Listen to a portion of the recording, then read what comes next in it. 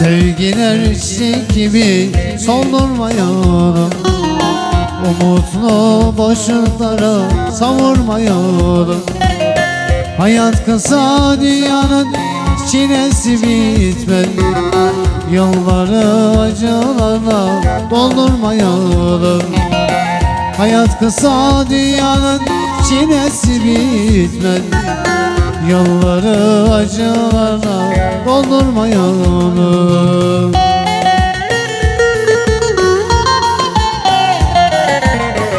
Yolumu beklemedim mi? Yokluğu hasretine eklemedim mi? Ben seni öyle sevdim ki sen benim bu sevgimi bilemedin mi? Ben seni öyle sevdim ki sen benim bu sevgimi bilemedin mi?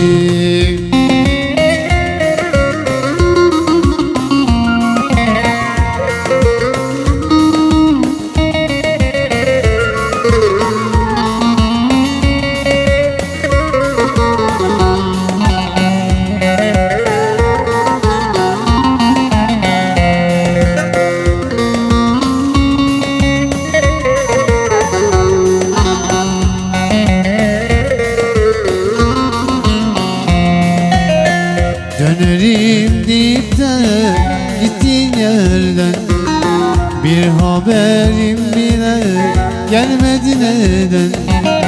Sevincim, ümidim, her şeyim sendin. Onu da çok görüp aldın elimden. Sevincim, ümidim, her şeyim sendin. Onu da çok görüp aldın elimden.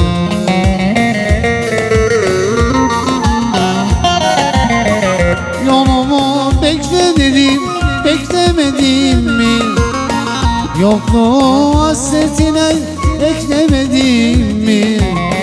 Ben seni öyle sevdim ki sen benim bu sevgimi bilemedin mi?